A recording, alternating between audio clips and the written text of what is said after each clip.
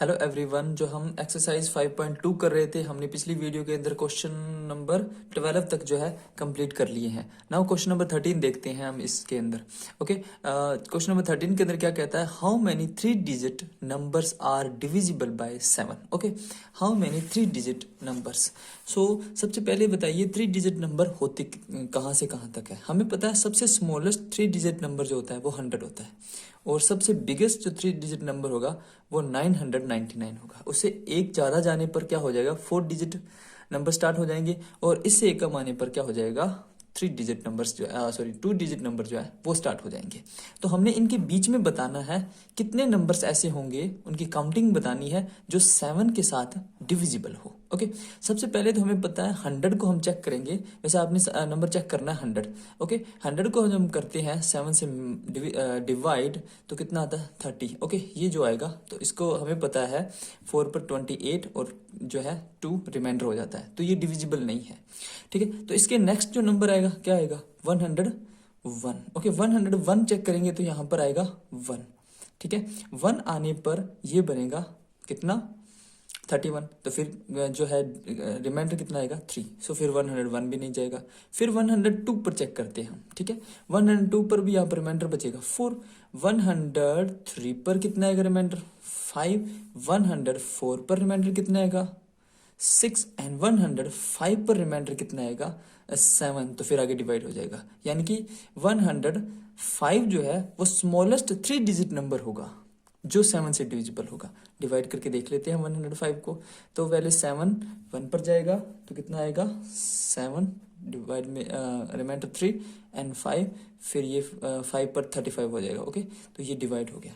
Okay, सो जो 3 digit में कह रहा है, ये जो 7 से डिविजिबल है वो सबसे छोटा नंबर, सबसे पहला जो है 3 डिजिट नंबर, या सबसे छोटा कह दो, सबसे पहला जो 3 डिजिट नंबर है वो 105 है। नेक्स्ट कौन सा डिवाइड होगा? तो हमें पता है 7 ऐड करके आएगा 112। उससे नेक्स्ट कितना कौन सा होगा? 119। ऐसे 7 का ऐड करते करते ये चलता रहेगा, एक तरह की एपी बन गई है ना, जिसका कॉमन डिफरेंस कितना है? 7 है। लेकिन एंड पर क्या? एंड वाला सबसे बड़ा नंबर जो है वो 999 है, लेकिन 999 को डिवाइड करके देखते हैं, 7 से डिवाइड होता है नहीं।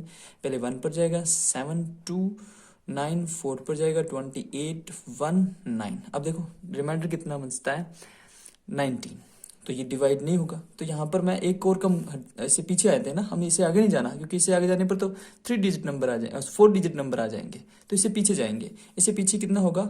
998। ओके, तो कैरी यहाँ पर जो 8 ऊपर से ये आएगा, तो अब यहाँ पर रिमाइंडर कितना बचेगा? 18। लेकिन ये नहीं होगा। फिर 97, तो फिर रिमाइंडर 7 होगा। फिर ये भी नहीं होगा। फिर 96, रिमाइंडर कितना होगा? 16 होगा। ये भी नहीं हो रहा, क्योंकि ये डिवाइड होना चाहिए ना पूरा पूरा। फिर 95, तो कितना बचेगा? 5। ये भी नहीं होगा। फिर 94 पर आ जाते, तो यहाँ पर रिमाइंडर कितना बचता है? 4। तो मेरे कहने का मतलब है 994 जो है वो नंबर होगा सबसे बड़ा जो 7 से डिविजिबल होगा 3 डिजिट में। ओके, सो अब किसको साथ करके देखते हैं। 1 पर जाएगा 7, 2, 9, फिर 4 पर जाएगा 28, फिर 1, 4, फिर 2 पर जाएगा। ओके, सो लास्ट नंबर जो आएगा वो कितना आएगा? 994 आ जाएगा। ओके, बस ये इतना ही समझना था इसके अंदर, अब आगे कुछ भी नहीं है। अब ये एक एपी बन गई जिसका कॉमन डिफरेंस कितना है? 7, और ये इसका फर्स्ट टर्म है, ये इसकी nth टर्म बोल दो आप, nth टर्म है। हाँ, अब हमें कैलकुलेट करनी है नंबर ऑफ टर्म्स। तो नंबर ऑफ टर्म्स मेरे को ये पता लग जाए कि ये कौन से नंबर पर आ रही है, तो वो पता लग जाएंगे हम। हाँ, हमें कि इसके अंदर कितनी नंबर्स जो है 7 से डिविजिबल होगी, 3 डिजिट की कितनी टर्म्स होगी जो 7 से डिविजिबल होगी। ओके, तो यहाँ से हम nth टर्म का फॉर्मूला लगाते हैं। हमने ये फॉर्मूला बहुत बार किया है, इस तरह के क्वेश्चन हमने पीछे बहुत सारे किए हैं। तो ए एन किसके इक्वल होगा? A plus n minus 1 into d. आपको एन टर्म का फॉर्मूला पता है ना। ए एन कितना है हमारे पास? 994 इक्वल टू ए कितना है? 105 प्लस एन तो हमें कैलकुलेट करना है, माइनस डी कितना है? वो तो 7 ही है ना, क्योंकि डिफरेंस कितना चल रहा है? 7 का चल रहा है। ओके, नाउ अब इसको सोल्व करते हैं। 994 equal to 105 plus 7n minus 7 होगा। ओके, तो 7n हम इधर रखते हैं, यानी कि ये इसी तरफ पड़ा था, मैंने इसको इधर रख दिया, और इक्वल टू में कितना पड़ा है? 994, और ये माइनस हो जाएगा उधर जाकर 105, और ये 7 उधर जाकर क्या हो जाएगा? प्लस हो जाएगा। ओके, ये जो इस तरफ बनना था मैंने पहले इस तरफ दिया। ओके, अब इन दोनों को डिफरेंस करने पर जो आएगा उसमें 7 ऐड कर देते हैं, तो इसको सोल्व करने पर हमारे पास मिलेगा 896 और 7 n के इक्वल है, और n की वैल्यू कितनी आ जाएगी 896 divide by 7। Okay, now n की वैल्यू कितनी आ जाएगी, यहाँ से सोल्व करने पर हमें 128 मिलेगी। 128 का मीनिंग ये हुआ कि जो 994 है वो कौन से नंबर पर आता है, कितनी कौन सी टर्म है वो 128th टर्म है 994। तो मतलब कि ये पहली दूसरी तीसरी, तो यानी कि इसके अंदर एपी के अंदर टर्म कितनी है 128 है। Okay, this is the question number 13।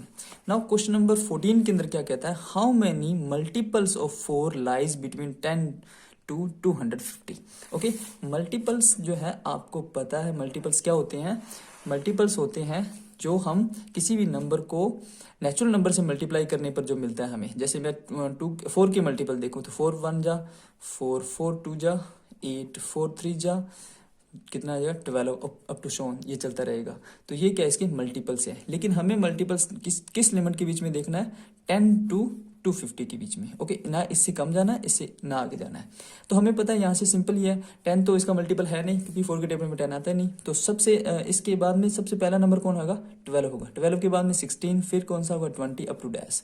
और यहाँ पर 250 है, तो 250 जो है 4 के टेबल में आता है या नहीं आता, वो हमें देखने के लिए इसको डिवाइड करना पड़ेगा 4 से। तो हम इसको डिवाइड करके देखते हैं। 4 से डिवाइड करने पर 6 पर जाएगा ये 24, 10 जो है रिमाइंडर है, 10 नहीं होना चाहिए यहाँ पर 8 होना चाहिए, यानी कि इससे 2 कम कर देते हैं हम। तो 248 जो होगा वो डिवाइड होगा। तो ये 248 4 से डिवाइड करके देखते हैं तो कितना आएगा 62 पर ये जो है डिवाइड हो जाएगा। तो जो स्मॉलेस्ट जो बिगेस्ट नंबर जो होगा इस लिमिट के अंदर जो 4 का मल्टीपल होगा वो क्या होगा 248। अब ये बना क्या हमारे पास, ये एपी ही बन गई ना, इसका कॉमन डिफरेंस कितना है 4 है। तो फिर हम nth टर्म का वही फॉर्मूला लगाते हैं an equal to a plus n minus 1 into D. Okay, now an कितना है हमारे पास 248। ओके, 248 इक्वल टू 12 a है प्लस n हमें कैलकुलेट करना है माइनस 1 इंटू डी कितना है 4, कॉमन डिफरेंस कितना है 4 का। ओके, नाउ इसको सॉल्व करते हैं। 248 equal to 12 plus 4n minus 4 हो जाएगा। ओके, 248 इक्वल टू देखो 4n तो ये है यहाँ पर 12 में से 4 माइनस करने पर कितना आएगा प्लस का 8 आएगा, ये प्लस का 8 इधर आकर माइनस हो जाएगा। तो इक्वल में कितना हो जाएगा 248 माइनस 8 हो जाएगा ना, है ना, इस तरफ ये आकर माइनस हो जाएगा। तो 4n किसके इक्वल आ जाएगा 240 के इक्वल आ जाएगा। तो n की वैल्यू यहाँ से 240 से साथ हम डिवाइड कर देते हैं 4 को, तो कितना आ जाएगा 60। ओके, n की वैल्यू यहाँ पर कितनी आ जाएगी 60 आ जाएंगी। It mean that there are 60 total number of terms होगी बिटवीन 10 to 250 जो कि 4 के। क्वेश्चन नंबर 15 देखते हैं। क्वेश्चन नंबर 15 के अंदर क्या कहता है, for what value of n are the nth term of for these APs, दो डिफरेंट एपीज हमें गिवन है, किस वैल्यू n के लिए, किस वैल्यू ऑफ n के लिए इन दोनों एपीज का जो nth टर्म होगी वो इक्वल होगी। तो सबसे पहले हम नोट करते हैं दोनों एपीज को। पहली एपी जो है वो हमारे पास है 63, 65, 67 अप टू डैश। और जो सेकंड एपी है वो एपी इस तरह से है 3, 10, 17 अप टू डैश। और इनकी nth टर्म हमें किस n के लिए इनके nth टर्म जो है इक्वल होनी चाहिए। सो हम डिफरेंट सोल्व करते हैं। पहले इसके nth टर्म निकालते हैं। हमें पता है nth टर्म का फॉर्मूला किसके इक्वल होता है, क्या होता है an equal to a plus n minus 1 into D. Okay, अब इस AP के लिए a कितना है 63 हमें पता है। ओके, an तो हमें nth टर्म तो इसकी निकालनी है।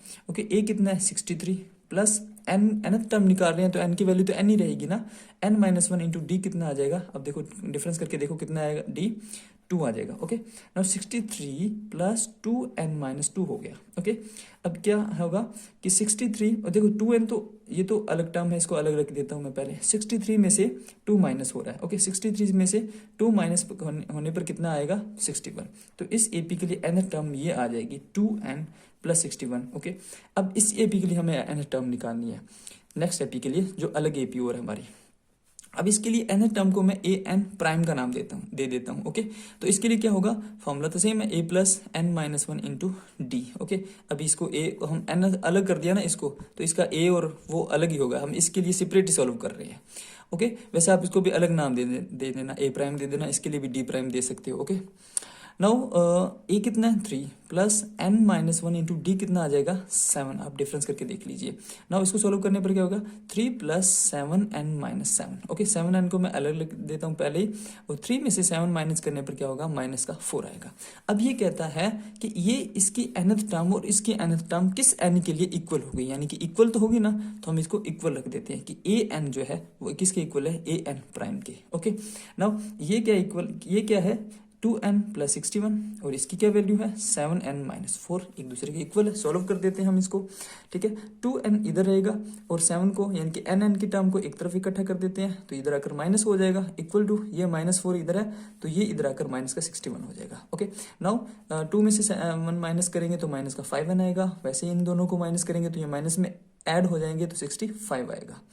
ओके, नाउ एन से एन कैंसिल कर देंगे हम, ठीक है। ओके, एन की वैल्यू कितनी हो जाएगी 65 डिवाइड बाय 5। नाउ एन की वैल्यू कितनी हो जाएगी, पहले 1 पर फिर 13। ओके, एन की वैल्यू क्या आ जाएगी 13। फॉर एन 13 के लिए इनकी जो nth टर्म होगी वो इक्वल होगी दोनों।